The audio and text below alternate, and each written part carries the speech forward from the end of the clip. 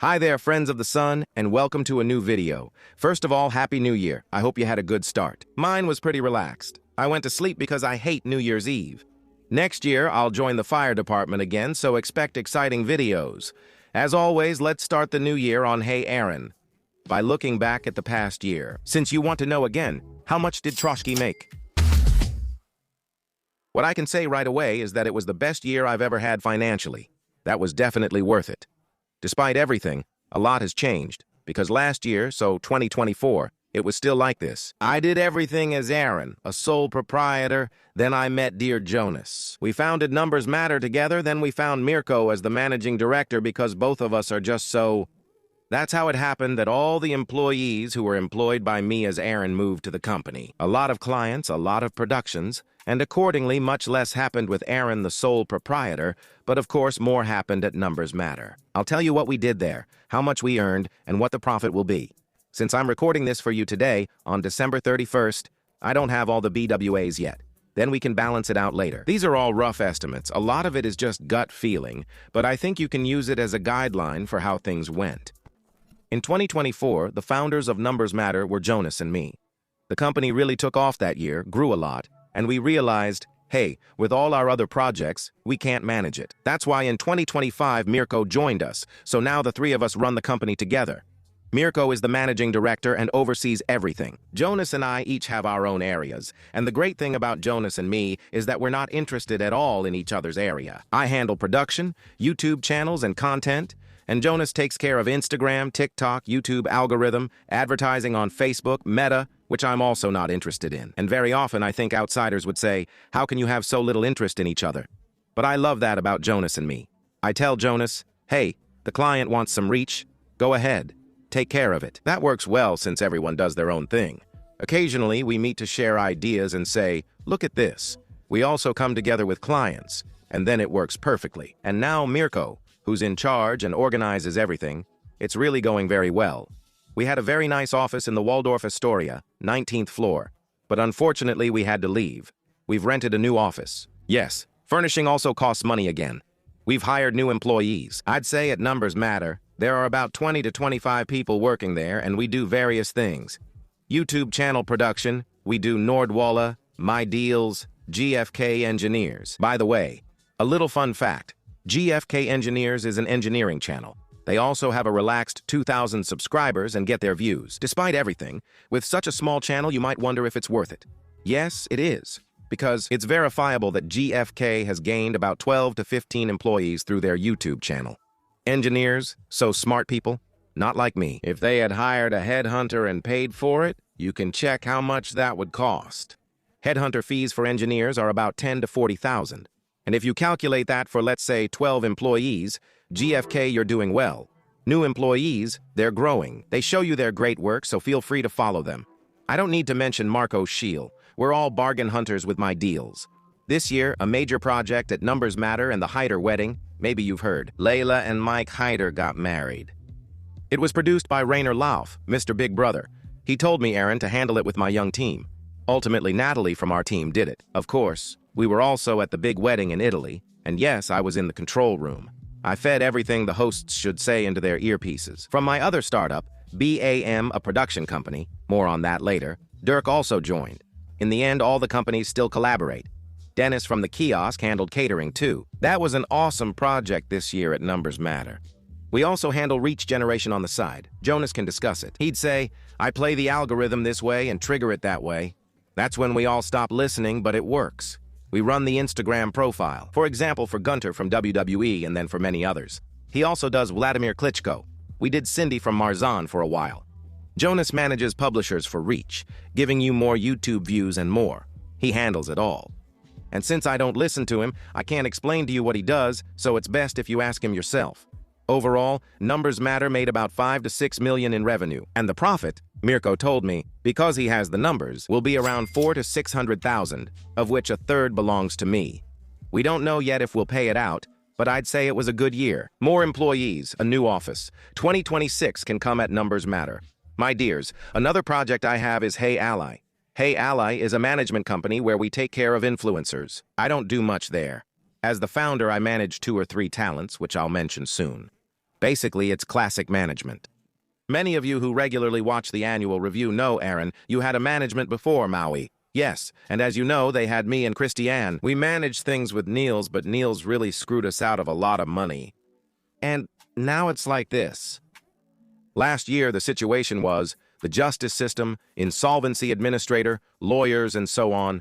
They were supposed to sort everything out, and nothing happened. It's unbelievable. I understand Marco Shield. Yeah, then we can stop. Then we can just leave it. Well, I really like the tax office, but the contact person there doesn't get anything. The insolvency administrator is incompetence personified. And Niels, who screwed us over, is a jerk anyway. So unfortunately, there are no new updates yet. I can't discuss the old issue, but eventually there will be a video like Marco Shields where I rant about everything. It's unbelievable, but that's an old topic. The new thing is Hey Alley, and it's going really, really well, I have to say. Hey Alley is a classic artist management company. I have to say, I have shares in it, with Nicole, Christiane, and Philip. I've started all my businesses with Philip. He relaxes while I often yell at him for not getting things done. For contracts, I always have to ask, Philippe, what's happening now? Yeah, I'll send it to you, and then he does it. But Philip, try to finish the contracts faster next year. But with Christiane and Nicole, everything runs smoothly, everything's cool, and they really take care of things. They manage the talents, handle the processing, and we also have employees there who look after the talents. I'm the kind of guy who always steps in when something comes up, helps out, or has ideas. For example, one talent I still manage is my good friend Ron. Ron is my friend, and I manage him there. That's also why I have sunken eyes, that's why I'm so pale. The guy just drains the life out of me. Despite all that, I have to say, and I really have to say this nowadays, I often don't agree with Ron, and I don't always like what he does, but he's my friend. We talk to each other and we're honest and straightforward with each other, so take this with you. Be kind to each other. If someone makes mistakes, overlook them, correct them, and say, I would have done it differently. It's up to him to change. But Ron, I love you. Then I'll help with Delara Cruz. But I do that together with Olivia, and with Betty Taub, I do that together with Lilo and Annie. And now I could list even more where I help out a little, but in the end, I just take it easy. But of course, my highlights this year were, Paola was on Let's Dance. I totally loved it. The way she danced there, I wouldn't do that. Because hey, 6 days of training, you're just dead afterwards. But Let's Dance is a really great show. Then of course, Betty released a book, and we did an event in the circus because she performed there as a child. That was also really, really nice. So I'm really super happy with Hey Alley. It's going really, really well. New talents have also come in, like Betty. I really enjoyed the book thing. And next year we'll go for it. Now Betty has camera people through us. And so I think we're producing really awesome content with Betty. Paola is interested again, but who knows what will happen. Paola, you should make more videos on YouTube or social media. Meanwhile, Ali is doing really well. We have a turnover of about 2.5 to 3 million. Now everyone says, wow, that's a lot. No, because we get the money in for the talents and then pass it on to the talents. Accordingly, as a good management, you only take 20%. I've heard a lot lately that some managements take up to 45%. That's not nice. You don't do that. 20%. You can also handle the talents accounting, and they should pay the accountant and working hours hourly, similar to how talents pay cameramen by the day. That's for employees, not for freelancers, because that's fair for everyone. But more than 20%, you just don't do that. But still, just to make it clear again, so with 2 to 3 million in revenue, 20% stays in. Let's say 2.5, that would be 500,000. But from that, we still have to pay the employees, office, this and that, all the extras, everything that comes with it, travel and so on. Accordingly, I think at Ali maybe a profit of 100,000 will be left. I own 25%, so that would be 25,000. I'll take it. Next, let's move on to Troshke Real Estate. That's the company I have with my siblings, where we currently have 2 apartment buildings and a single-family house, and it's running super solid. So I have to say, I can say this directly. By the end of the year, we'll have 18,000 in profit. But we're leaving it in the company because we want to buy more properties. But it's fun, it's nice, and I think real estate is really something truly great. The only problem, I don't know if you know it, is the attic. We haven't made any progress there at all. Really absolutely no progress for a whole year, and just talking about it again makes me angry. I have to admit, I increasingly understand Marco Shields' frustration with the authorities. Now I have to say, Aaron and Gunther on one side, who want to build the attic, and on the other side, the White Lake Authority. I have no idea who that is. And I have to say, unfortunately before Gunther, I had someone else who did it, and he messed up 2 or 3 things. And that's how the discussion started this year, where I kept saying, why don't we all sit down together, including Gunther, and clear this up once and for all?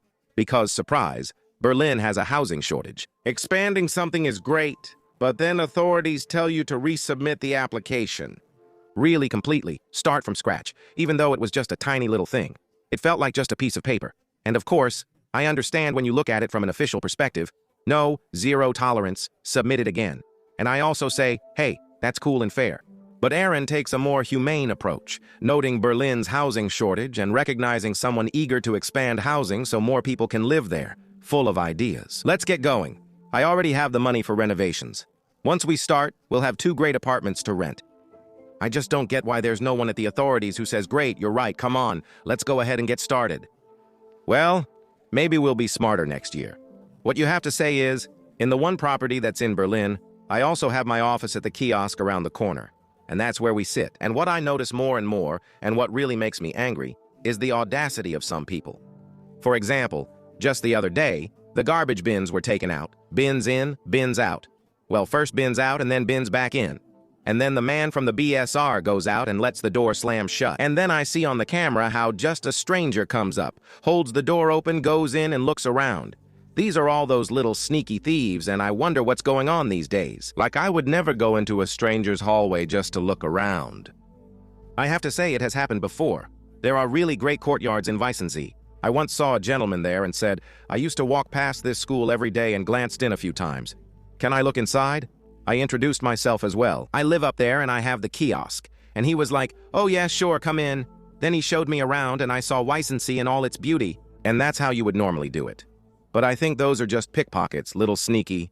Okay, that was an old fat man, I have to say. He also stole something afterwards. More is on the Kiosk channel. Also, a lot was stolen from the kiosk again, but we'll discuss that later.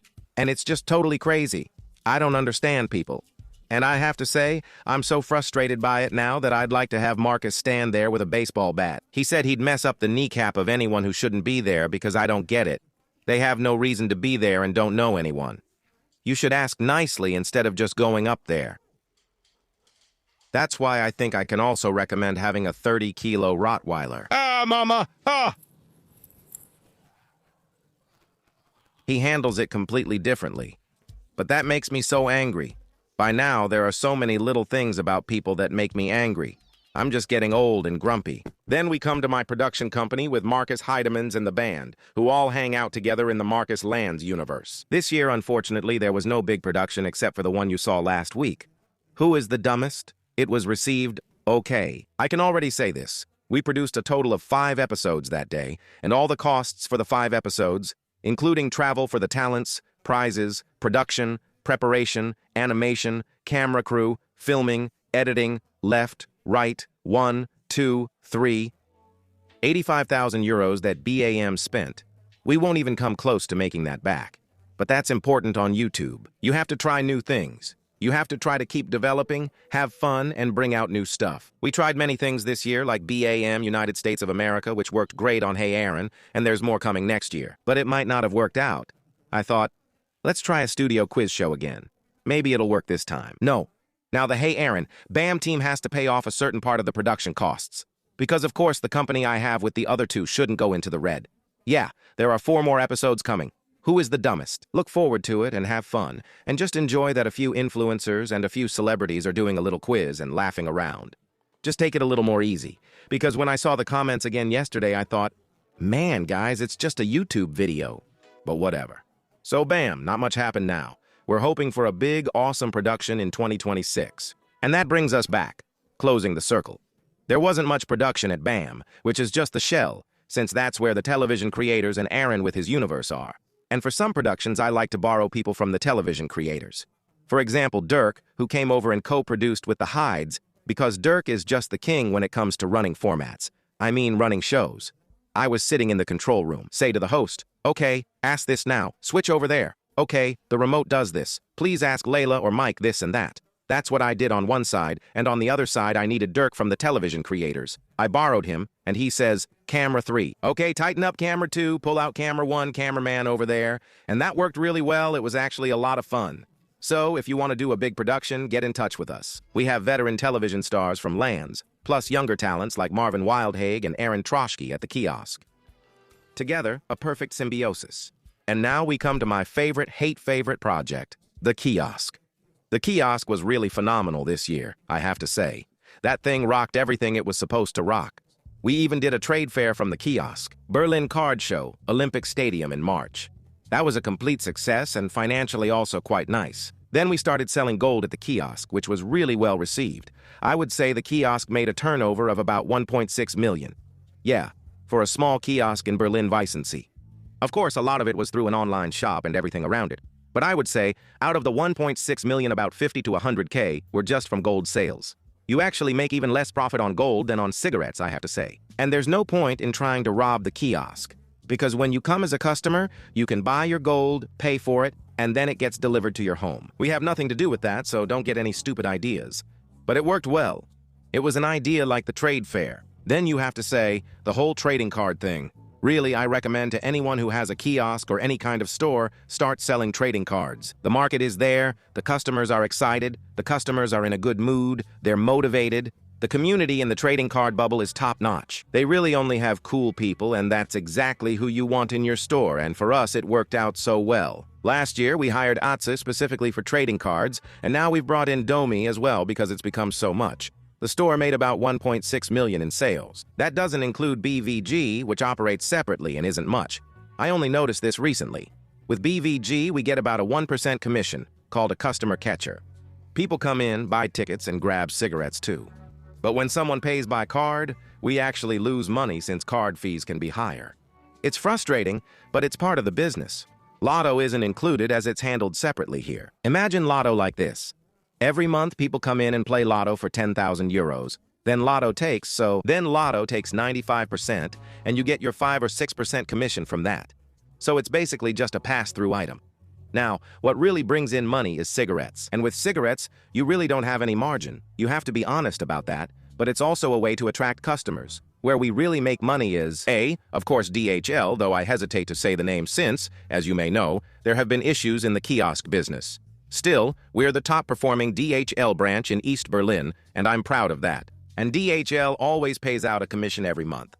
For us, to be honest, it's between 4 and 10,000 euros a month, because we really handle a lot of packages. Then, with additional sales like packages, cigarettes, drinks, trading cards, and sometimes leftover stock, the shop is doing pretty well. We've also changed the opening hours starting in January. Previously, it was always 8 to 8 with a 2-shift system and many employees, including Dennis from the Kiosk. Now Dennis is more focused on trading cards and is active on TikTok and eBay Live. There are so many platforms, whatnot, worked, you can go live so often, and that's why we're building more and more studios. And that's why I said, okay, we'll just reduce the opening hours. Monday and Wednesday hours are 8 to 18:10 hours, while other days are 10 to 18:8 hours. It's a single relaxed shift, and Schroeder handles it well. Feel free to visit anytime. Top trading cards are always in the store, usually at lower prices. So we've also adjusted our opening hours. I would say the profit in the kiosk amounts to about 200,000 euros or even more. That's hard for me to say because our trading card inventory keeps growing in volume. When we started, we had about 30,000 in stock, then we were at 50. During the inventory in the middle of the year, we were at 160. At the last inventory, we had a merchandise value of 380,000, and with cigarettes, 450,000. But in that sense, the profit stays in the company as goods, and we don't take anything out for ourselves. It's kind of a fun project. We're already thinking about a second kiosk in Hamburg, I have to say. But hey, if you want anything there, yeah, get in touch at Domi at der-kiosk.de. If you say, hey, I have a great idea in Hamburg, or if you, as a retailer, are interested in trading cards, Domi will take care of it because he's the new guy who's now responsible for the kiosk. Now let's get to the topic of startups. And actually, last year I said I didn't want to deal with startups anymore. I don't want to. It's always just stress. The founders get on my nerves. Yeah. Well, the fact is that this year I've done more startups than ever before. Because there really were some great opportunities. I have to say, just because of the video, dear Dennis reached out to me. I then had a digital call with him. The year was very successful again, and I had a lot of fun, experienced a lot, and for my heart it was a total win. As Aaron, to be honest, I made a revenue of 1.2 million. If we look back at the previous years, the 1.3 and 1.4, so actually it has decreased. But as I told you, I outsourced a lot. Numbers Matter took over a large part, including the employees. So this 1.2 million is just Aaron. Instagram. Yes, I do campaigns or hosting there. That's where I earn my money. I was on Celebrity Big Brother again. YouTube was the best year ever through ads. What was the reason? The videos unconsciously got longer. Timo, did you do it on purpose? No, we just broadcasted the good content for longer. So I think in previous years we were around 120,000. YouTube always brings in revenue throughout the year through ads. This year, we're at 240,000. We doubled it by making longer videos. And because you obviously watch them for longer, that of course brings us a bit more money. So let's say YouTube made good money, Celebrity Big Brother hosting, and YouTube placements were also very successful. And next year, I also have great products for you that you can buy. For a while, we made really good money with Meta through Facebook. That means Hey Aaron videos were cut down and posted on Facebook. We were earning 5 or even 8,000 euros a month, which was great. The problem is greed, which sometimes gets to me and Timo too. Then for a while, we kind of stole some RTL 2 content like Hard and Herzlich. And here, the ones people like to watch, that worked pretty well too. At some point, Meta said, Troshke, RTL 2 is complaining, yellow card. So I said, oh, RTL 2, sorry. And that was it. Now imagine, we had about 50 videos from RTL 2 as an example, then Meta just deleted 20 of them and said, not yours. And we also didn't upload any new Facebook videos from RTL 2, but the old ones were still there. And a year later, Facebook says, hey, there are still RTL 2 videos. I was like, yeah, they've always been there ever since you gave me the yellow card. They said, too bad, red card, you're out. I can't post long videos on Facebook right now. Please unlock my account again. Meta, I really like you. Facebook, please. Anyway, I can recommend to every content creator, upload your content to Meta as well. This year, my nephew Luis joined us and now edits TikTok videos for many people, which has made a real impact. Among others, for Walter from WWE, Max Stratton, Marvin, me, and many more. And on average, this year I earned 3,500 euros per month on TikTok, which is really awesome. My nephew, apprentice, paid. Life is good. His bonus is paid, and money is coming in from content that's already out there. That's always been my motto as Aaron anyway. We make a big, long YouTube video and then cut it down for all the other social media platforms. Through Waipu, we made maybe around 15,000 this year. That's another third-party marketer for our videos, and we earned some money from various sources. Ads were good, placements were great. Like I said, we've already discussed this. I test new formats, and sometimes they go over well, sometimes they don't. So just stay a bit more relaxed about it. The highlight this year was, of course, the fire department at the beginning of the year. There's a really great video with Bella coming soon. Plus, next year, on New Year's Eve, I'll be back again. There have been fewer police videos in Germany, but something awesome is coming up. We're heading to Frankfurt, that's all I can say. And the United States of America, Ben, was the discovery of the year for me. Thanks again to Cindy from Marvin, who sent me his profile. Ben, who was super fast. I think I filmed with him twice in the United States of America this year. Next year is being planned, and we're organizing something major about fentanyl. It'll be wild with Ben. That's why I hope you're excited. Great things are ahead. I'll keep visiting people at night, check out some conventions, maybe drink, and possibly attend the Miss Germany finale again. There's a lot coming your way. Overall, I made about 1.2 million in revenue, but I still have expenses. Timo makes money, Marvin makes money. I still contribute to some of the salaries, and then you have travel expenses, which eat up a lot as well. And of course, we also treat ourselves to the trips. So I don't just take 2 economy flights if I'm only in Germany for 1 day. In that case, I fly business class as well. Overall, I would say the profit was 400,000. For me, as Aaron, if you now take taxes into account, let's say really 50% taxes, just to make it simple, I'm left with 200,000 as Aaron. So what more could I want? I'm overpaid for my incompetence, I have to be honest. But I'm glad that somehow it's working out. And the whole year went really well with everything, and I'm really happy about that. Looking ahead to next year, more United States of America, more videos, more fun with you all. And now we've talked a lot about money and everything around it. But I have to tell you, the important thing is to have a base in your private life.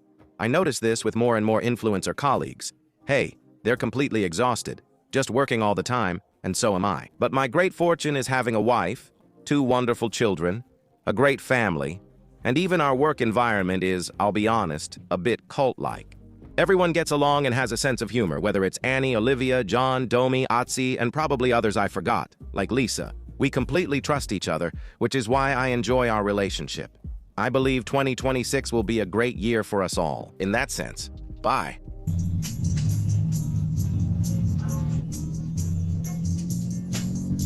Can a tuk-tuk actually tip over? Yes, of course, but the driver, he drives every day, he knows his vehicle.